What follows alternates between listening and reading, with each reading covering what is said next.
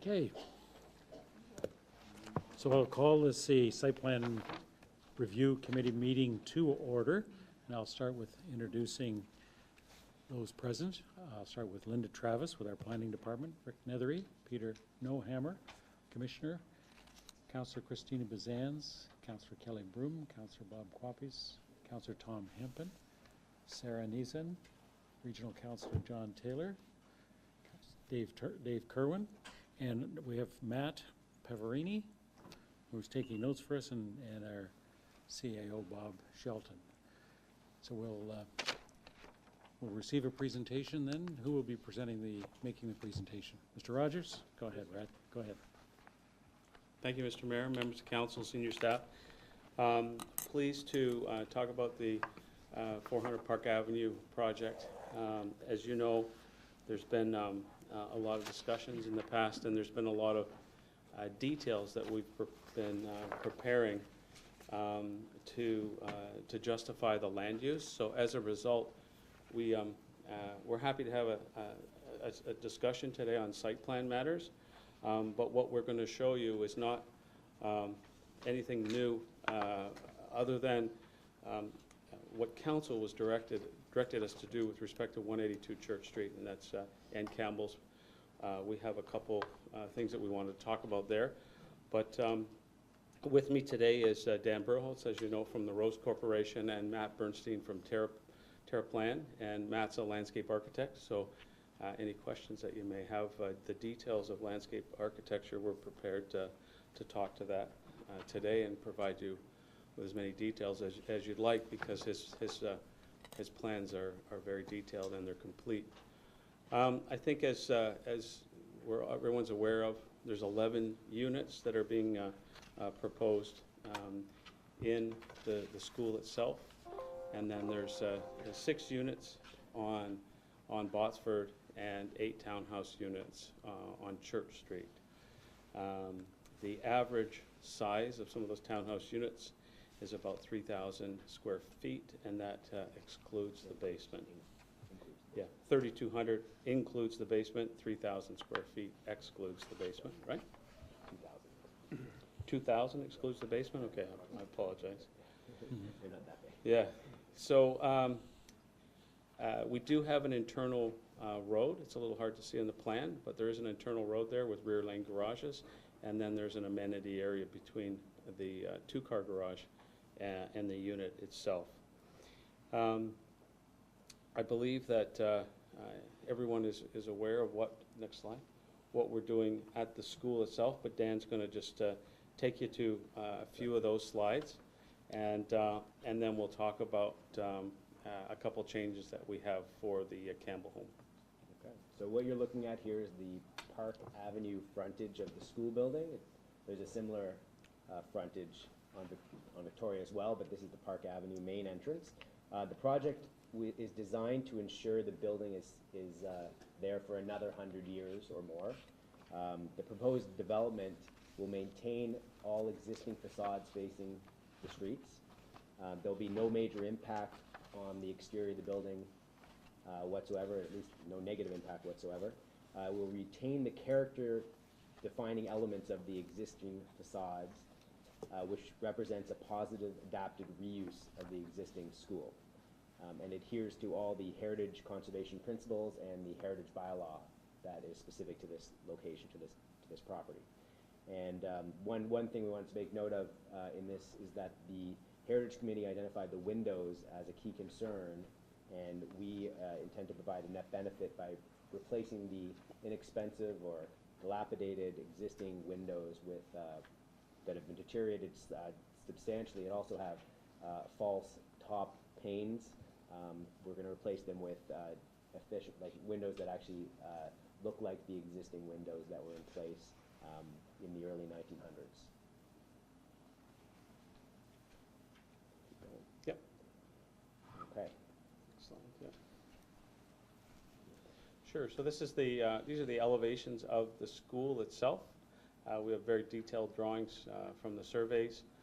There is a new entrance that's going on the south end of the school with an elevator, and other than that, the The other facades will not be touched. The stairs, both at the north end and the west end, will remain as is.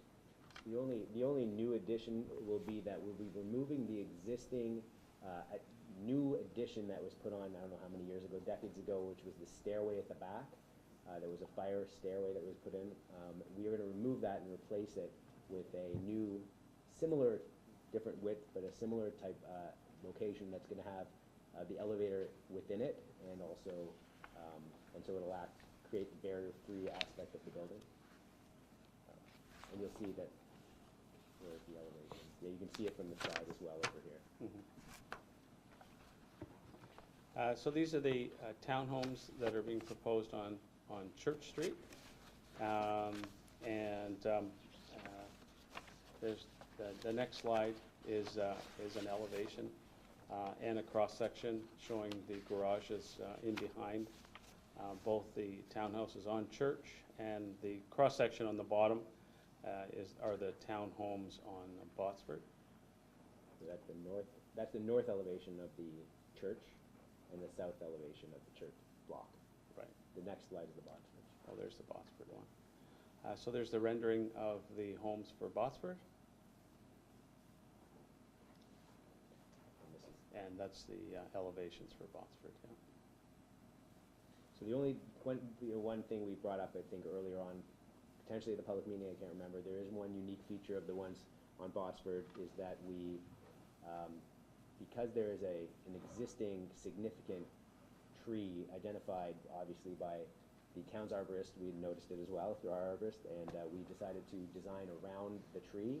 So there's one unit, if you go back to the site plan, that you'd see that actually has a notch in the unit to protect the tree protection zone of that tree. So it creates a pretty funky design that actually has a split in the middle for this tree root system.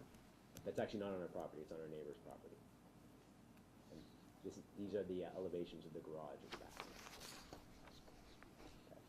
So we're going to skip through a few other slides. We have a number of slides available if certain questions come up, so the package is a little bigger than we intend to present.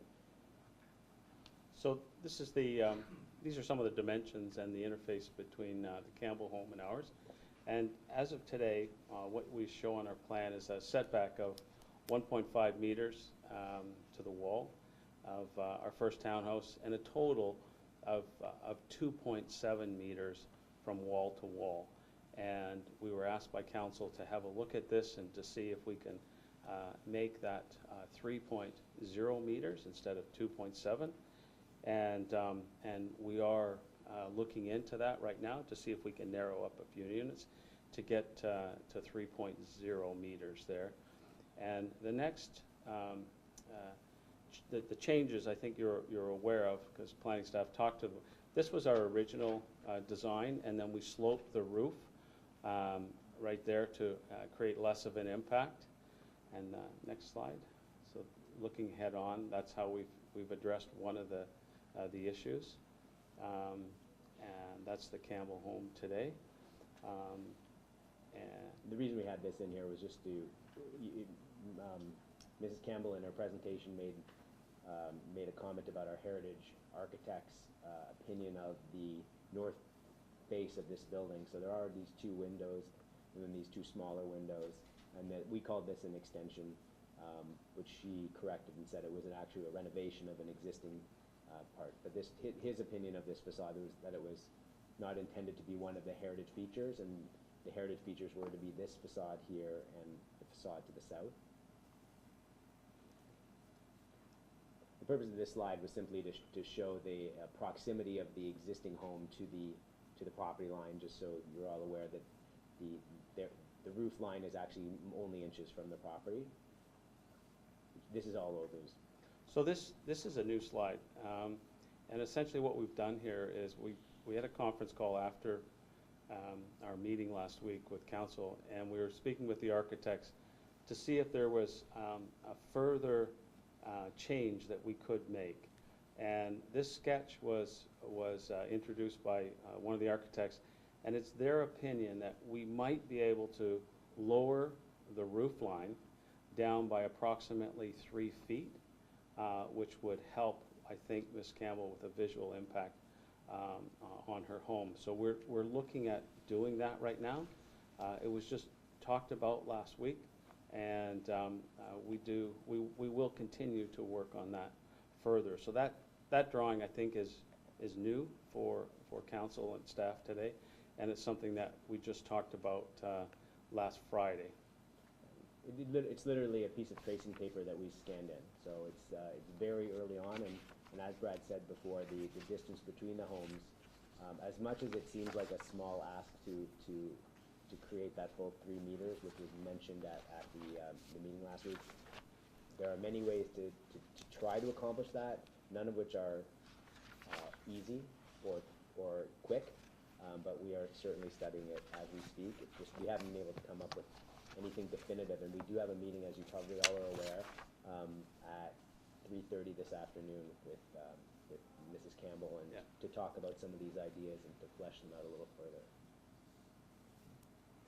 So that kind of concludes our presentation. A lot of that is a rehash of what we've been working on for the last number of months, but this last sketch there is new, so we wanted to show it to you. We're pleased to answer any questions you may have. With respect to fencing, our landscape architect is here, so we'd like your opinions on what the town would like, because we're open to listening to your concerns or suggestions on landscaping and fence details. But that's essentially the plan that you have in front of you, and we're pleased to try to answer as many questions as you may have. Okay, thank you. I have a number of people in the queue. I'll start with Councillor Kerwin. Yeah. They're not questions, they're just comments, but this is a site plan. The town of Newmarket has been extremely lucky to have the Rose Corporation and yourself, Daniel, handling this infill. And we're lucky you've taken the care that you have to preserve the King George School. It's going to look better today than it did yesterday or in the future. So we're very lucky, and you've done everything you can to work with Mrs. Campbell, and I've been present with Bob Quapis in her home, and my wife and I have worked with you and with the residents in that area. We've tried to come up with different solutions, even talked to your landscape architect about trees and the English oak and the cypress evergreen and so forth. So we're very, very lucky in that case, and I know that during the construction that you will take care to work with the residents. So your corporation is one that we've worked with before, and it has an exemplary reputation within the town.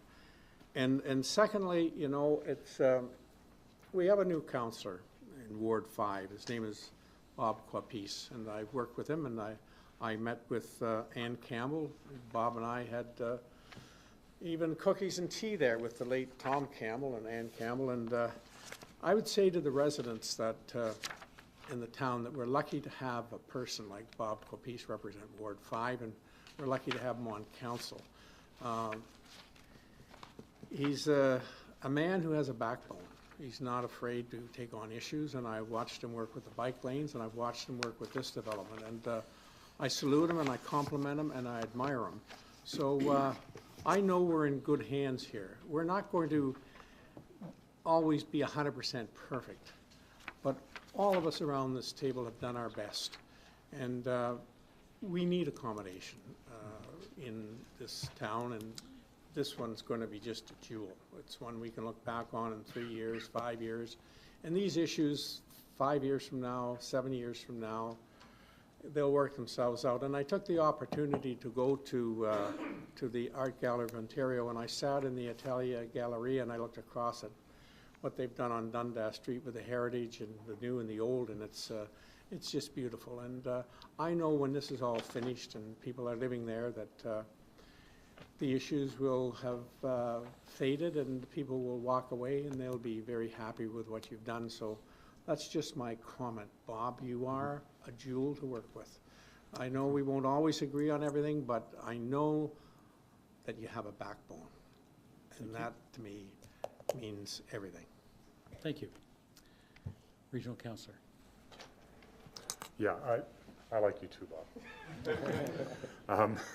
I just wanted to mention that a few questions, if I could. And the around the school, I think I saw gates at the stairs. Is right. So there'll be like, would it be just like a hinge gate for people to walk in and out of, or where will people generally access from? And is that mostly just to keep like kids from skateboarding on the stairs and that kind of thing, or is that conceptual or? So, I think it's that gate. You mean that, John? yeah. At the that- bottom of the stairs, yeah. Right, so, Counselor, there, in fact, the way that the visualization is if you were looking at the right head-on, the plan actually doesn't propose a gate in front of the stairs. The idea is that we would keep that open. That's the main entrance to the building, the condominium, so to the street. So it wouldn't be actual gated. There are gates on Victoria Avenue because it's more of a private entrance, and you could see the double swing gate there. But actually, in front of those stairs, it is open to Park Avenue. So, sorry, can you go back one then? Yeah. Am I looking at the wrong? No, the site plan is more, It's certainly Current. more accurate. is more current. Oh, okay, so it's than just- the it's the- rendering okay. is older. Yeah, Gotcha. At one And, point there was, we're showing the rendering, we haven't updated the rendering. but you will have something like that on the other entrance because you're saying that's more private. right, and you could see where that double swing gate is located at the bottom of the stairs. Oh, that's what that, okay. Thank you. The one thing I can't see, and I don't know if we've been sent it or if it can be, again, if you go back to that photo, it doesn't kind of carry over to the corner. And it'd be interesting to see what the landscape plan is like there. And is that one of those extra slides you have here or not? No. No. If we could maybe get something that has that conceptual area? You have this. Do you want to describe it and how it'll look? Right, so it's really a garden expression on the street. The green circle at the top, the partial circle at the top, is designed to be a lawn. And then on either side, you would have planting in a raised contained bed. And you saw a little bit of it on that, there you go. You can see it would be a contained bed.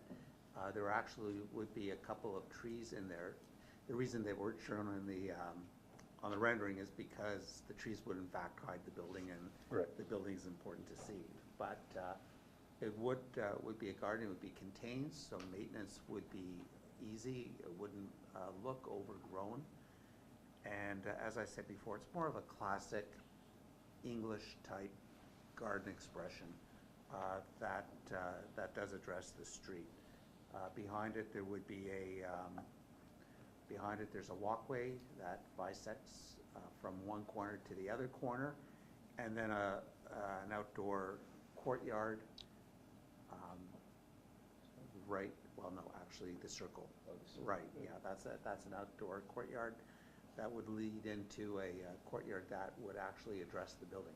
So the corner treatment really does address the street and does relate to the surrounding community.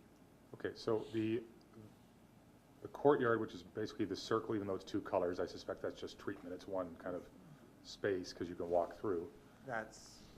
Yeah, you would be able to, there is the possibility to walk through and walk around. I walk around for residents and stuff. But that, I guess what I'm getting at is the light circle and then the dark circle inside, that's one surface, even though it's, That's correct. yeah, flat. And then nearer to the road is grass, which is also at the same level? So I guess I'm just trying to Yes. understand, is this an area that, as you said, is open to the street? So That's correct. it invites some interaction with the street? Yes, absolutely. Okay. And I guess my question there would be, and this might seem minor, but did you ever consider or contemplate even one or two benches in that area to sort of give it that kind of parquet feel? And Right, so what we've done is, because we put, if you go back to the rendering, you could see the those raised beds. Mm-hmm. We anticipate those would be 450 millimeters high, which would be seating height. So it's more of an informal kind of seating Okay. rather than benches. Yeah, and I'm not a landscape architect, so I don't know what's best, but I'll just leave it for consideration, just because the one thing I do know is from some of those, you'd know better than me, but depending on the maintenance, as the growth comes out, it no longer becomes a place to sit, right? But it's just a thought.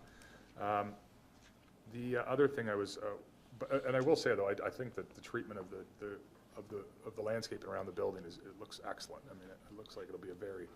John, just before you leave that thought, one comment. That triangular piece at the corner there is meant to be a community park, neighborhood, small neighborhood park. It's not meant to be just for the residents of Right. this The new term, development. private-public space, or is that right? Yeah. It's public, yeah. It was actually measured off almost to the 4% we think will be required for parkland. Okay, So we're not at the part in the process where we sit down and talk to planning staff about park land dedication, but Okay. the idea was that it was designed in the way where we could potentially have that option Oh, I see, to okay. give it to the town, but the question then becomes maintenance, so we're not there yet, and we'll Okay. sit down with planning staff at the right time and discuss that. Well, depending on where that all goes and what the experts think, but something that maybe then, if it is going to function that way, or if it does take that that's something that kind of is, gives people more than people could walk in, but somehow to engage with it. And as I said, I think it looks great, and the treatment of the landscape in conjunction with the preserved school is a big win. Could you explain to me, so I'm not fully getting what's the larger blocks in gray? Yeah, exactly. What is that? That's paving. That's permeable paving. So that's where you drive into the garage? Drive in, and again, the idea is that we're using a permeable interlock paver, helps conduct water into the ground, which is really what you want to do to help maintain the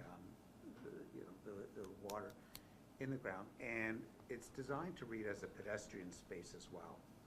So it's not an asphalt driveway that's Right. totally dedicated to Yeah, cars. that's good, yeah. It's a pedestrian, it acts as a pedestrian open space. So you come in there and you can turn left in the parking spots or right into the garage, that's where you access the garage? Yes. And Yeah. same if you go further in? Right. Yeah, this is the fronts of the garages, Right.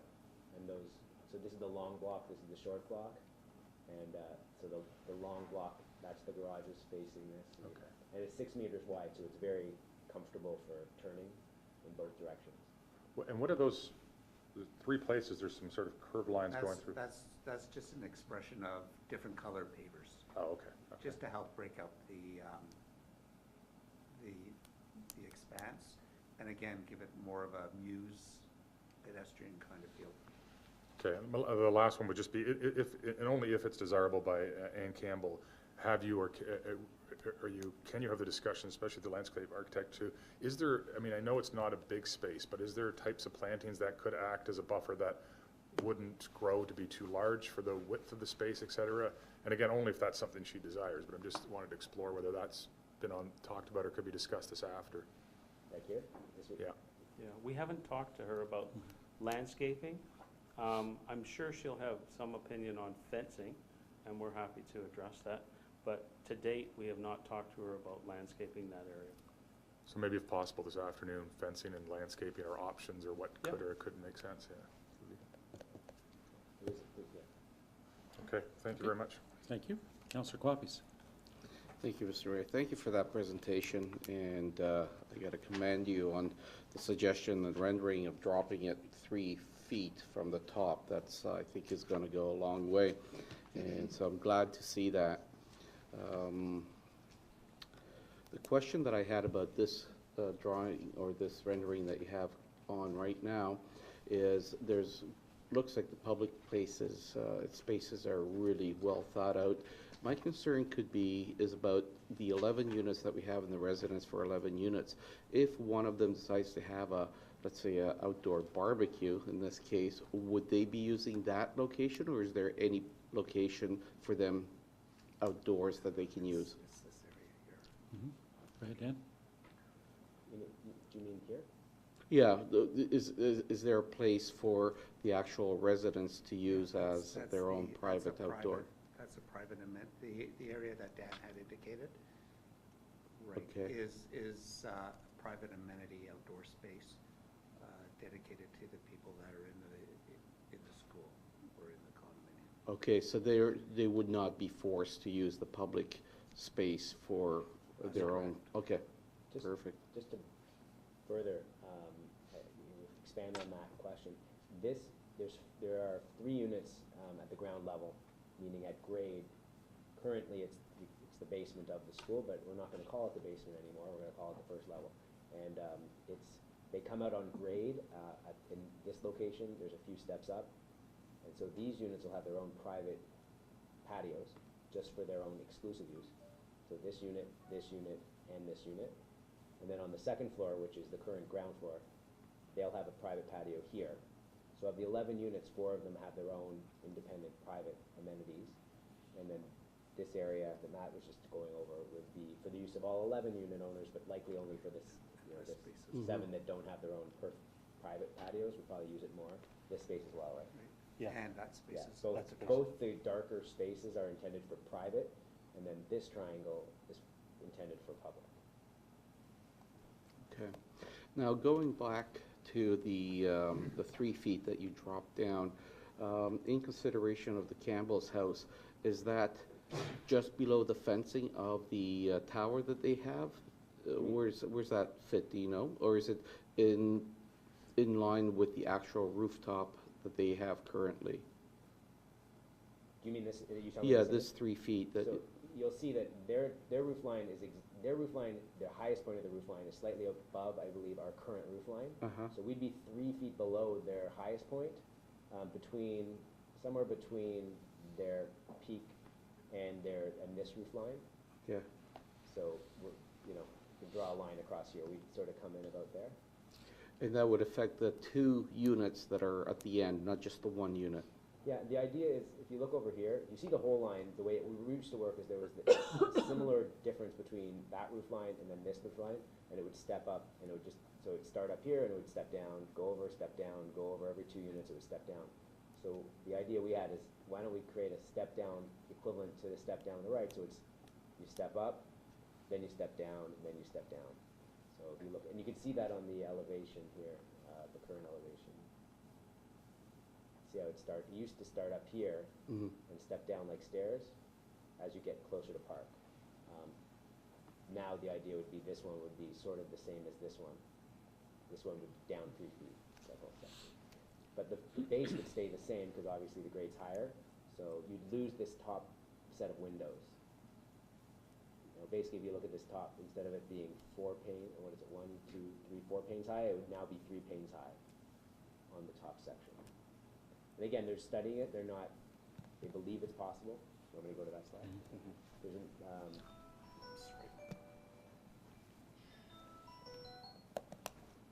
so this would come down probably about that, to about there.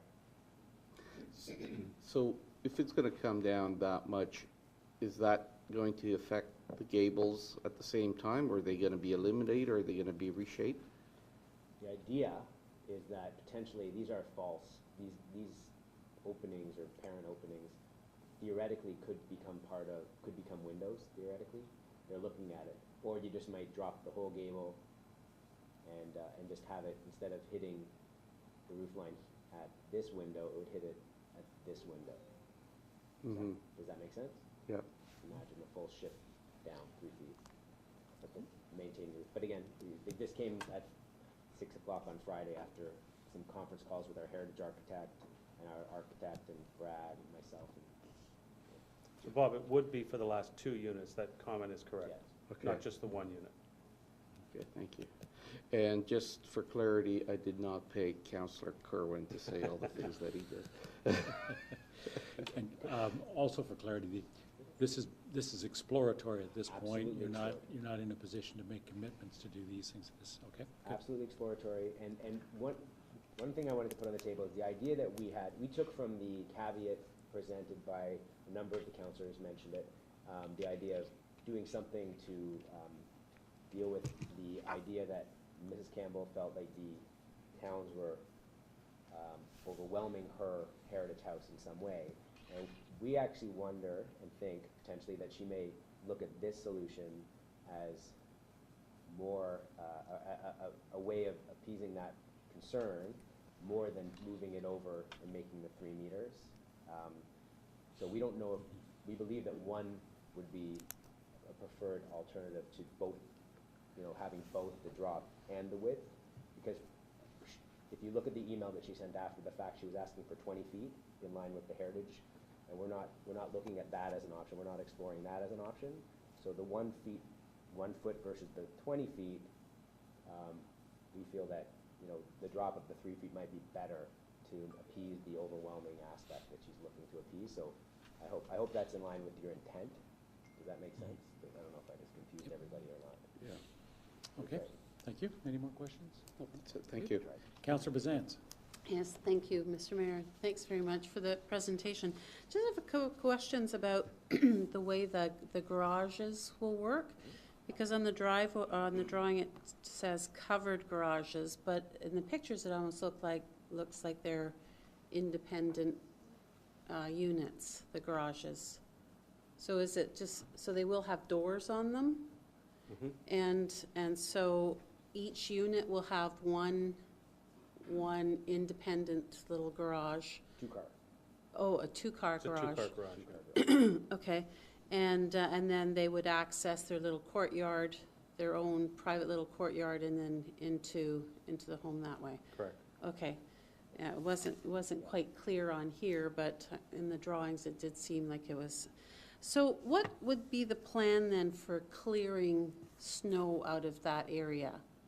Courtyard? So that, The courtyard area? well, no, the drive, like, I guess the driveway into each of the, so you've got the driveway north-south and east-west. There's going to be, the way that it is intended to be set up legally is that this block will be a freehold block of townhouses, and this block will be a freehold block of townhouses, and then the remainder, including the road, will all be part of the condo block.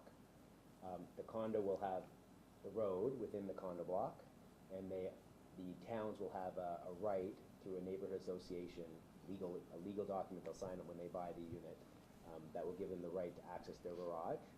But the condo will have, as part of their documents, the requirement in the budget to pay for snow removal, and then there'll be a relationship through this association that will have the town owners have the right and chip in for their share of that road clearing. So it'll be a legal relationship set out by agreement. Oh, okay, so there'll be a very clear understanding that if you buy one of these townhouses, there will be some cost associated with snow removal and maintenance. The freehold town owners will not be part of a condo. They'll just be their own freehold town owners. But they'll have to, as you said, chip in to the cost of snow removal and maintenance. Because, it seems like that's going to be a pretty tight area, and if you've got windrows and that sort of thing, may make it difficult to get in and out of those garages if the snow isn't kept clear. Okay, and with that, going back to the area between the house and the townhouse block, would that be something that would be accessible from the street? I know it's not going to be terribly wide, but is that something that would be accessible? And again, who would be responsible for maintaining that little strip between where the townhouse and the house is? Yeah. This area here? No. Between the house, the Campbell house, and yeah, that area. Oh, that area. That'll be owned by the owner of The last townhouse? unit. That's the idea. So that owner would also then have to, if there was grass there or whatever, they'd be responsible for maintaining that piece of land. Yeah, I mean, there's actually a bit of a side story to that, which I'll bring up quickly. you look at the side of the building, which is this, at the request of Mrs. Campbell, we actually added these windows. We originally would have assumed that she wouldn't want to have windows on that side, but she actually preferred that we did add windows. And also when we turned this, and I don't know what it's called, there are two different kind of roof types, but when the roof was originally up, Uh-huh. peak roof, as opposed to, there's another word for that. Sure. So there was now a need for an eaves trough there. So because there's now windows and there's an eaves trough, we definitely would need to have this person maintain that space so they could maintain those windows and that eaves trough. At one point, we were considering playing with the property line, but we can't do that. We couldn't even consider that at this point because this owner will need to be able to access the side of their house, and they will maintain it. And as we were talking earlier about the treatment between the spaces, and it likely easiest that it's a hardscape rather than a softscape, but not necessarily. We're actually evaluating that as well, what the most appropriate treatment for that surface will be. So the kind of fence, whether or not there are trees for buffering, will obviously require still some ability for the homeowner to maneuver, and if there's grass or whatever, to keep that cut, and I guess they wouldn't really want to have access from the street, so anybody who wanted to cut through and get to the back garages or the other I don't think backyards of the townhouses could go through there. if you look at this plan, I don't think there's going to be much in the way of the idea of going through to the back. I don't think there's going to be a cut through. If anything, maybe there would even be a fence to cut people from not going through. We haven't, like from a landscape. No, we haven't discussed that. We haven't We discussed. could put a fence kind of north-south on Church Street at the front to prevent anyone from going through. Or on the alternative, the idea we had was to leave it completely open to give the appearance of it being wider and not to put a fence at all. Because there's really no need for a fence, and that's one of the things we want to get clear what the preference of Ann Campbell is. Would she prefer just to, because right now it looks like, it's a wide open, so we're open to putting a fence that goes perpendicular, that goes parallel, that goes in the center, that goes towards the house. We're really open, and we just don't know what Mrs. Campbell prefers. Okay, thank you. Thank you. Councillor Kerwin. Just, I was a bit remiss from John's idea about when my wife and I first saw this plan, we had suggested things like English oak or cypress, evergreen, cedar, but Matt ran me through a few things there, and I know that that corridor will work its way out with working with Ann Campbell, but I was remiss in the fact that saying that Ann Campbell is a very good friend of Heather Burling, and Heather Burling is my wife's tennis partner, and that's how I got some phone calls, and I would like to thank Brad Rogers for taking the time to come over to my house and go through this architectural plan in detail, and we tried to make input, and it's been listened to today. And Brad, I would be remiss if I didn't thank you, because when I see you here, sometimes I feel very comfortable. You would not do anything to harm the town of Newmarket. So thanks again for the time. Thank you. Can we go back to the one that, that one there? So the slots that you see just above the driveway, is that the outdoor parking spaces? Right here? Yes. Yes, Okay, and the garage is just on the other side of that. yes. Do you anticipate any conflicts between those two? And, You mean physical conflicts, or? yeah, two people backing out of at the same time, that type of thing, so, I think What's- we had a transportation study done by our traffic engineer. We, at one point, had talked to town staff about reducing the width of that lane to as small as 4 meters and potentially making it one way. And we eventually, for the exact reason you're bringing up, decided that keeping it at the 6 meter sort of typical width for a lane, which is actually much larger than you'd find in the Toronto laneway type situation, that should account for both directions of traffic. And we didn't receive any comments back from engineering to contradict that once we went to the full 6 meters. They seemed to be fine with it, and our traffic engineer as well seemed to be fine with it. That was their recommendation. Okay, thank you. And certainly we appreciate your best efforts in trying to resolve some of the concerns that have been raised. Before I entertain a motion for this, though, another question then? Yeah, sorry, I just, out of pure curiosity, I gotta understand more of that one end unit of townhomes, the tree. So is that, I assume from the way I'm viewing it, it's the full height of the townhome that it's got the notch. And does it still have 2 garage spaces at the back, or does that be, and if it's not, so what's the square footage of that unit? How wide is that pathway down between the front and the back of the, that's I actually, quite interesting. I could check exactly what the difference in the square footage is. What happens in this house is which is different, is the garage is the same. So imagine the garage continues on exactly the But same. you have no outdoor amenity. You do. Your outdoor amenity is this awesome side yard area, which is actually probably in square footage bigger than this one. Because the tree is, But it's like with a tree right in front of you, but not on your property. So the tree of the neighbor is overhanging your outdoor amenity area. And you walk out of a door here that's onto a deck, and then you have barbecue, and you have your seating over here and a table. And this area is your kitchen and your main floor. Instead of, in this unit, your living room is back here and your kitchen's in the middle. So here, and there's this long hallway that's likely gonna be mostly glass. So you'll have a beautiful, like, atrium in the middle of your house. And then here is a living room area and an entry area. So you walk in and you just have tons of light. You'll see your outdoor amenity area. And then you walk through this hallway.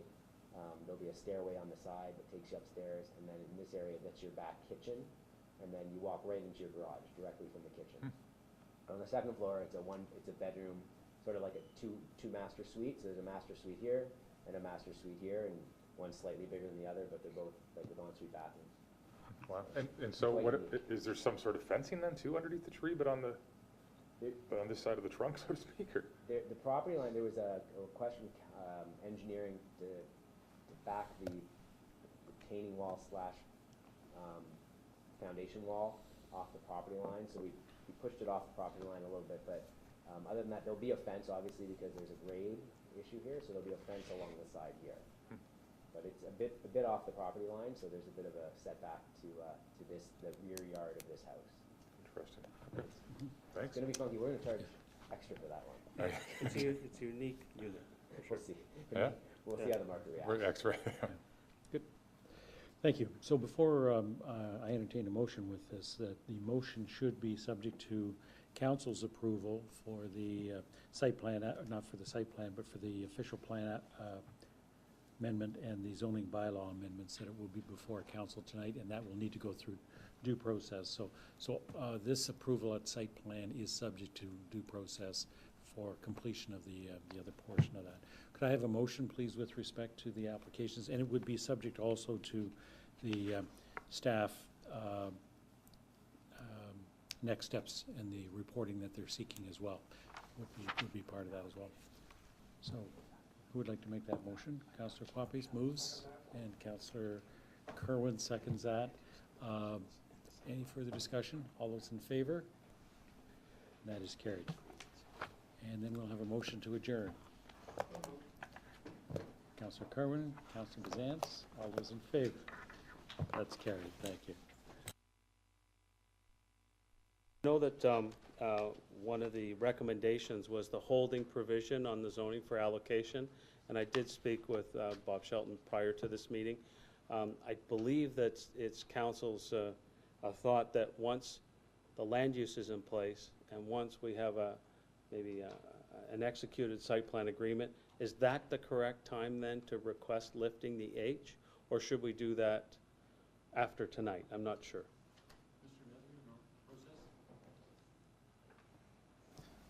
Through you, Mr. Mayor, I think the H would probably cover that as well as the actual existence of a site plan agreement and so on. So I think we'd want to get a little bit further down the actual technical approval of the site plan before we would be in a position to lift an H. You can apply for it any time, but it's just that we'd need to see it, mature a little bit before we're in a position to make that recommendation. And we will, we've just reported to you on allocation. We will be doing an administrative review within the next 5 to 6 months, so that would probably be the earliest opportunity for that question to be answered. Okay, thank you. All right, did we have a motion to adjourn? We did? We voted on it? We're adjourned. Thank you.